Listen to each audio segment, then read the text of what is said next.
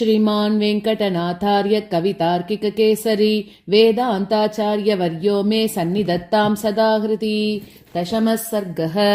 ततस्तौ ददृशुस्तत्र विशन्तौ राजवीतिकाम् पूर्णदृष्टिबला पौराः पुण्यैरेकमुखैरिव चक्षुषामिव भाग्येन सम्प्रवृत्तौ महोत्सवौ युक्तौ मदनशक्त्येव युगपत्मधुमाधवौ अभिज्ञावीचिविक्षेपैः अपृथग्भावचित्रितैः समेतैरनुभावाद्यैः सक्तौ इव रसोत्तमौ क्रमम् उल्लङ्घ्य भूतानां भोगमोक्षाविवोद्गतौ तयोरेव विनिष्पत्यै धर्मौ इव च तादृशौ पुनन्तौ भुवनं पादैः पुष्पवन्दाविवापरौ सिञ्चन्तौ कान्तिवर्षेण सितकृष्णौ इवाम्बुदौ मदोपक्रमदुर्दान्तौ मधुरोद्धत विभ्रमौ कलभाविव सन्ददौ कंसादिनलमर्दने शुभानामिव सीमन्तैः श्रुतिसीमन्तसेवितैः पुनन्तौ राजविशिगाम् पुण्यैः शरणपङ्कजैः शीलसंवृतपारम्यैः शृङ्गारपरिकर्मितैः दृशदोऽपि द्रवीभावम् नयन्तौ दिव्यचेष्टितैः दिदृक्षा दत्तदृष्टीनाम् मनस्कारमनीषयोः सपीतिरससन्तोषम् दिशन्तौ देहकान्तितः मन्मतायुतसौन्दर्यौ वसन्तायुतसौरभौ शशाङ्कायुतलावण्यौ चण्डरश्म्ययुदद्युति चित्रतामिव नीतानां चित्तचेष्टापहारतः प्रतिसौदं पुरस्त्रीणां निर्विशन्तौ निरीक्षणम् सुप्रभातमिह प्राप्तं सूषा च सुदिनं च नः इति वादिभिरन्योन्यं धृतचित्रैरनुद्धृतौ बलादपहृतैस्तत्र रजकात्राजसम्मतात् परभागश्रियं प्राप्तौ वासोभिरसितारुणैः लब्धपुण्यविपाकेन मालाकारेण लम्बितैः शबलौ दामभिश्चित्रैः सन्दिग्धवनमालिकैः कान्तिनिर्जितया कामात् प्रदिष्टै कंसकुब्जया ददतौ वर्णकैर्भूयो दिव्यगन्धौ सुगन्धिताम्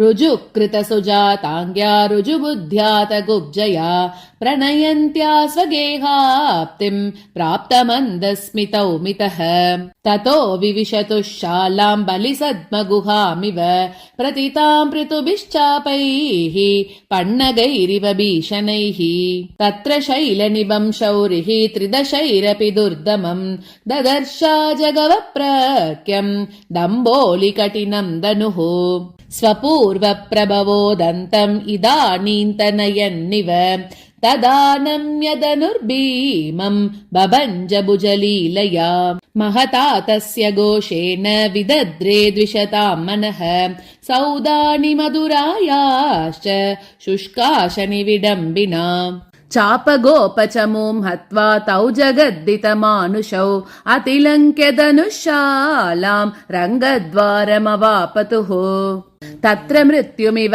क्रुद्धम् निदत्यदुररिन्दमौ नागम् कुवलया पीडम् निह्नुवानमिवाम्बरम् तमासाद्य धृतम् शौरिः त्रासितत्रिदशद्विपम् पञ्चवक्त्रैवाक्रम्य पातयामास भूतले तस्य दन्तौ समुद्धृत्य श्वेताद्रीशिखरोपमौ विददाते यदुश्रेष्ठौ मल्लयुद्धमहायुधे सह गोपैरधिष्ठाय रङ्गमध्यमरिन्दमौ बलिजिद्बलभद्रश्च बालवृद्धैरधीव्यताम् नृपोपहूतैरततौ विहारैक्यम् अवापतुः नर्मकारक जल्पाक नटनर्तक गायकैः जनस्य महतस्तत्र जनयामास तुस्तदा महता कान्तिवर्षेण दिदृक्षाम् देवमातृकाम् उपवेदम् मदीयुर्ये रणार्तम् रङ्गदर्शिनः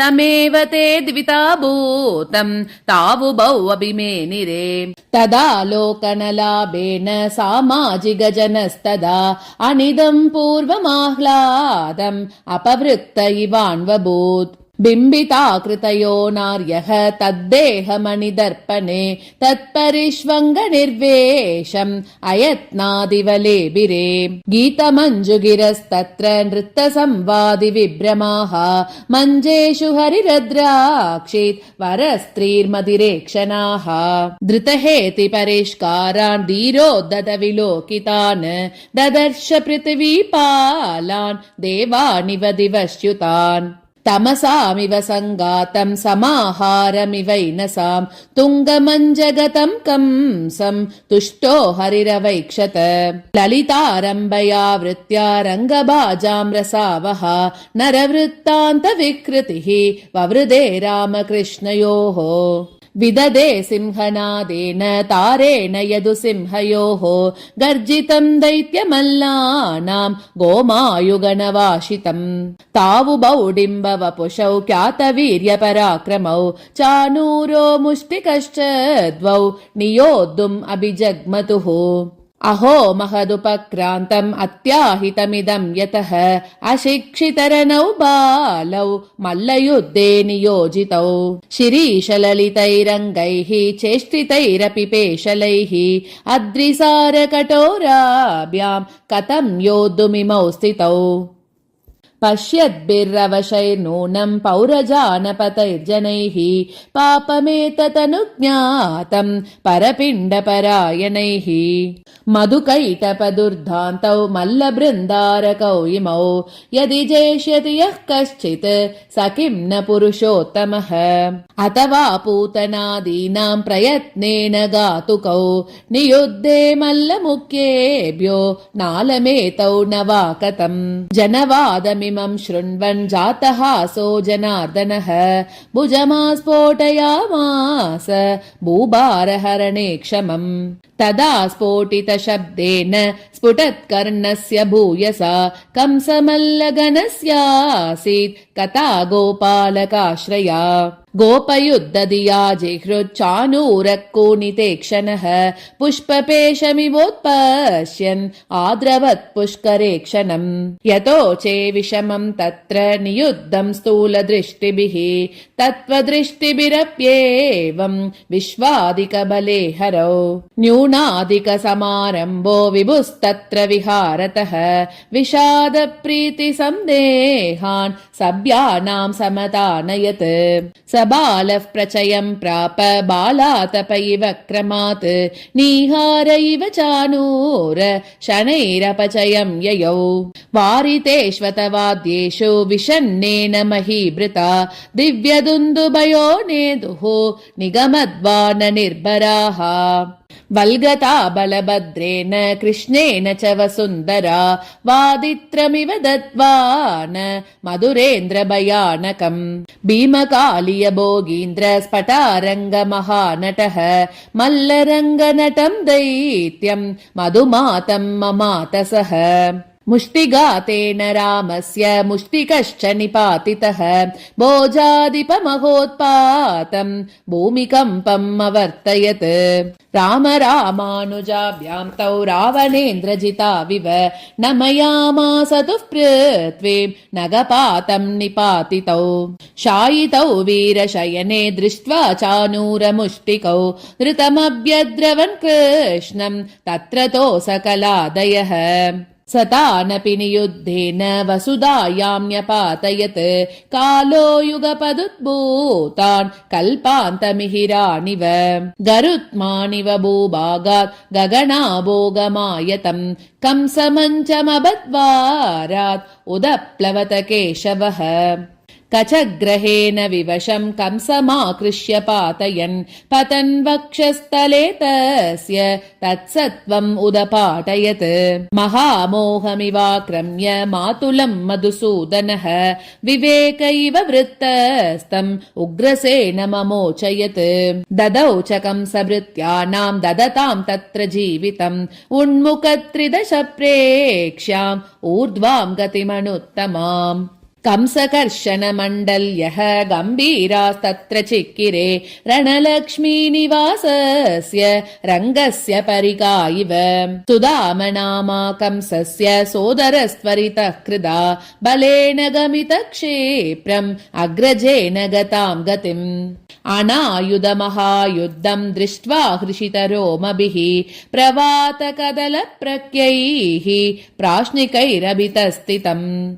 कृतिनस्तादृशम् युद्धम् किलिकिञ्चितयन्त्रिताः लीना इव च पश्यन्तः लिखिता इव चाभवन्। सिद्धाश्च दिवि तत्तादृक् तालकल्पितताण्डवाः हर्षदुग्धाब्धिकल्लोलम् हाहाकारमकल्पयन्। अततौ भीमदोर्दण्ड कण्डूकर्षणतोषितौ पितृभ्याम् दृष्टजन्याभ्याम् उपसृत्य प्रणेमतुः। तौ च तौ मृदिताराति रक्तचन्दनरञ्जतौ अश्रुभिः प्रीतिनिष्यन्दैः पितरौ व्यषिञ्चताम्। विबुधत्वमिव प्राप्तो वसुदेवसुते क्षणात् सतत्त्वप्रतिबोधेन सात्वताम् पतिमस्तुत। नमस्तेनाभिनालीक रजसा सृष्टवेदसे अजाय सर्ववेदानाम् एकवेद्याय विष्णवे। अनन्याधारमाधारम् अनन्येश्वरमीश्वरम् अनुशृण्वन्ति सन्तस्त्वाम् अनन्याधिपतिम् पतिम्। अभङ्गुररसम् भोग्यम् अनपायम् रसायनम् अक्षयम् धर्म सर्वस्वम् अविदुस्तव कीर्तनम्। अनुग्रहदशादीप्तम् अशेषार्थप्रकाशकम् दया सम्प्लुतमाहोस्त्वाम् दीपमन्तस्तमोपहम्। देवकीदनुजस्तूना दिव्यम् दाम व्रजाङ्गणम् रमाराधादयश्चेति राशिभेदैर्न भिद्यसे। नियन्ता सर्वभूतानां नियन्तव्यैर्नियम्यसे पितामहमुखैः पुत्री मम पुत्रोऽसि मायया। महता त्वत्पदेनैव मारुति न्यायमाश्रिताः निस्तरन्त्यचिरात् सन्तो दुस्तरं भवसागरम्। अहितोदन्वतौर्वाग्निम् अशेषोत्कर्षमातरम् भवभैमरतीम् भक्तिम् भजन्ति त्वयि साधवः। भरण्यासाश्वयुक्तेन भाववेगप्रदाविना मनोरथेन गन्तव्यः सारथिश्च भवान् सताम्। वयम् तु भवता ग्राह्या वासना दुर्गभेदिना मनागिव समुद्बोध्य मा पुनर्मुमुहत् भवान्। महतामपि निष्कम्पा मनुष्यत्वमतिस्त्वयि दृढलक्षितचिह्नानाम् दिङ्मोह इव दुर्दमः। दुरन्तसुखकद्योतम् दुःखान्धतमसावृतम् निजेनैव प्रकाशेन निशीतम् उपरुन्दिनः। मशकानिव मातङ्गः कंसमुख्यानि मां क्षिपन् यदि विस्मयनीयस्त्वम् विस्मये किं न विस्मयः। न कलीलाविदार्येषु नातेषु विबुधद्विषाम् परिष्करणपर्यायाः पञ्चापि तव हेतयः। कालनेमि विकारेऽस्मिन् कंसे विमतिते त्वया ईदृशामितरेषाम् च दत्त एव जलाञ्जलिः। नमितायत विष्कम्भा दानव प्रभवै क्षमा किञ्चिदुत्तम्बिते वाद्य कंसभारापहारतः। न खल्वदिशयम् कञ्चित् इयमादातुमर्हति सुमनावज्ञक्लृप्तेव स्तुतिरस्मत्कृता त्वयि। इति विज्ञापितस्तेन व्रीडादिव नतो विभुः बालोपलालनमिदम् भव्यवृत्तिरभावयत्। स वाचा सान्त्वयामास पितरम् दीनचेतसम् स्ववक्त्रेन्दुविनिश्यन्ति सुधापूरितकुल्यया। गम्भीरमधुरां तस्य गिरं निगमगन्धिनीं श्रुत्वा मुक्तिसखीं प्राप मुदमानकदुन्दुभिः देवकी च परिष्वज्य सुतं वात्सल्यनिर्भरा नन्दगोपवधूलब्धं नवमानन्दमन्वभूत् भूयः प्रादुरभूतस्य भुजयुग्मं तिरोहितं तथापि तादृशं मर्त्यं तममन्यन्त तामसाः बभूव बलभद्रस्य तेन विश्वातिशायिना शिरसा विद्रुतस्यापि किरीटस्येव शेषता क्रियमान परिष्कारः किरीटाद्यैर्सबन्धुरैः तानि तान्येव दिव्यानि तत्तत् अङ्गैरभूषयत् अशोभत शुभं छत्रं तस्य राजन्यलक्षणं तन्नाभिपुण्डरीकस्य रूपान्तरमिवोदितम्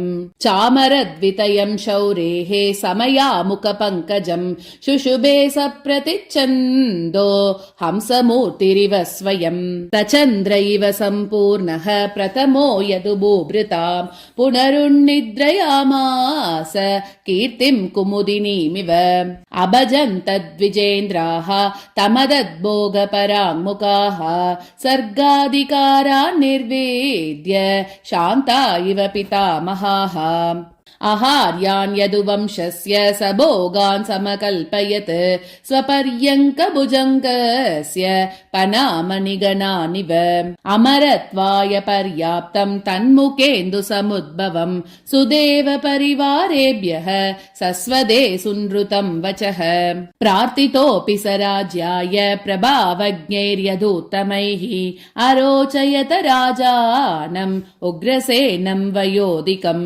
न्यस्तरक्षाबरो राज्ञा यौवराज्यमुपाश्रितः शुशुभे पारतन्त्रेण स्वातन्त्र्यवशवर्तिना तस्य गोपायतः पृथ्वीं गोपालकुहनात्यजः पर्युपास्तपदं धन्या पार्थिव श्रीरनुत्तमा कृतवीराभिषेकं तं क्लप्तकल्याणकौतुकं तुष्टुवुः समये वेदाः सौस्नातिकपुरस्कृताः शक्तिभिस्तिसृभिर्दीप्तो विवस्वानिव दिब्दिभिः स्वपदं पृथिवीं चक्रे सुहृद्भिः सूरिभिर्वृतः विक्लृप्तं तस्य बर्हाद्यं हेमरत्नविभूषणैः वैरोचनिहृतानीतः किरीटो न व्यकल्पत सप्तिभिः सैन्यसुग्रीव मेघपुष्पवलाहकैः व्यक्तिमन्तो भवन् वेदाः त्यजन्तो धेनुभूमिकाम्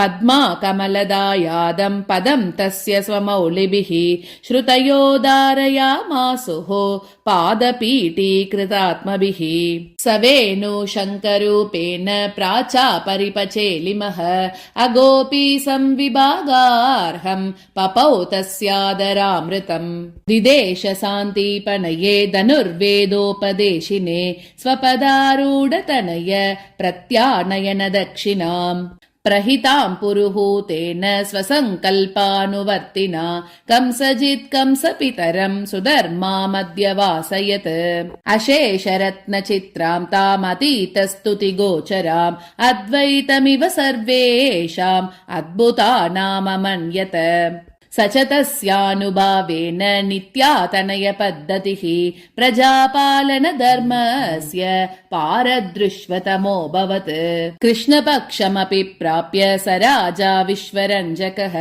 प्रापद्यत परामृद्धिं सुमनस्वाधनक्षमाम् मलिनैः सततासारैः मन्त्रिभिश्च फलान्वितैः विमुक्तसबभौ भास्वान् मेघैरिव जडाश्रयैः प्रचितं बहुभिस्तीर्थैः तस्य गूढं चिकीर्षितं सारस्वतमिव स्रोतः स्थाने स्थाने व्यजृम्भत मानसं रक्षकस्तस्य मन्त्रस्तर्क इवानयः अङ्गपञ्चकसम्पत्या विपक्षे दण्डतां ययौ ततः शुद्धां यथा स्थानं रोषरागवतीन्द्रियं सददे यमुनाशो न शबलामिव जाह्नवीम् सप्तभिः सामदानाद्यैः उपायैस्तानपातिभिः द्विनवद्वीपसम्भूतं रत्नजातमजीहरत् अनुगन्ता स्वनेत्ॄणाम् उदये विश्वरञ्जकः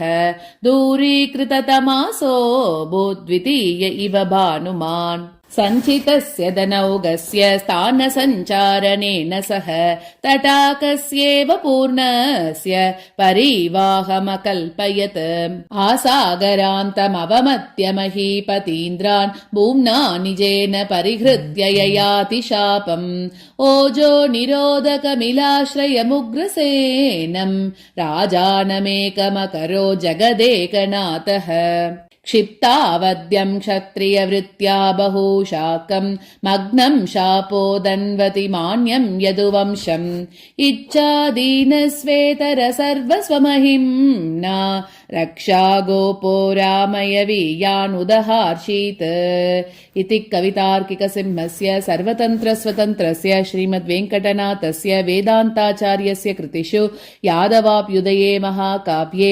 कंसराज्योद्धारो नाम दशमः सर्गः। कवितार्किकसिंहाय कल्याणगुणशालिने श्रीमते वेङ्कटेशाय वेदान्तगुरवे नमः। श्रीमते निगमान्तमहादेशिकाय नमः।